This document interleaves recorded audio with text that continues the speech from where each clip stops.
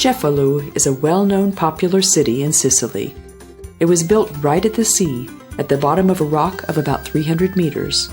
The sideline of its houses, attached to each other as the nests of swallows, actually stands in the sea.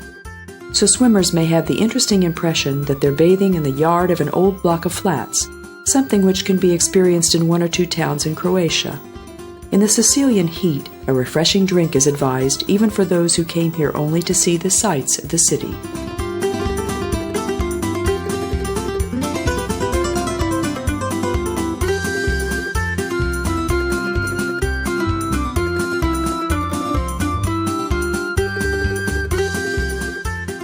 The gallery and archaeological finds of the Museum Mondraliska are also interesting. But more genuine is one of the most important Norman monuments of the island, the Minster of CEFALU, which attracts visitors.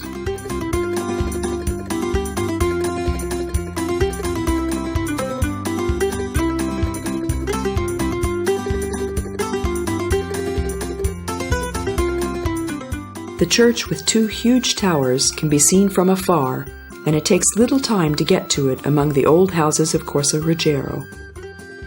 Construction of the church was begun in 1131 by King Roger's order. Nobody remembers what detained the building operations, but the face decorated with two Roman-styled towers was finished only over a century later. The Gothic foyer dates back to 1470. The building is very similar to the one in Palermo in many respects. We can observe the outside wall decorations at the closing of the main aisle, the transept, and the Arabian-style blind arcades.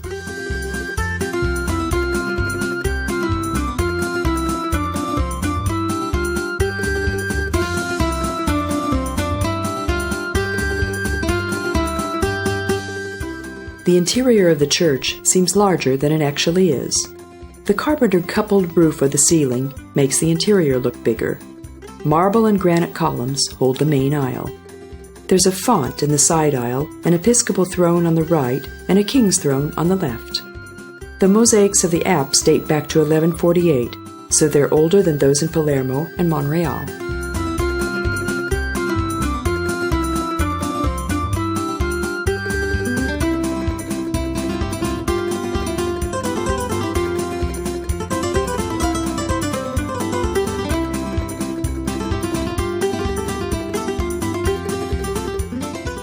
The cloister is also beautiful. Between its column pairs, we can look onto the rock rising above the city, on which the ruins of a Diana sanctuary have been found. Opposite the main entrance of the cathedral, the main road of the city starts, leading to the museum, the most known sites of which are the lion heads of Humeria. At the walls of the Greek city which stood here, the famous battle took place in which the Sicilian Greek beat the Punic army. The ruins of the last Syracusan Greek colony, Tundaris, can be found nearby. The zigzag narrow alleys, shady squares, stairs, old walls, restaurants with terrace, and small shops of the city evoke a typically Italian atmosphere. After a long walk, we can freshen up at the water spouts resembling lion heads.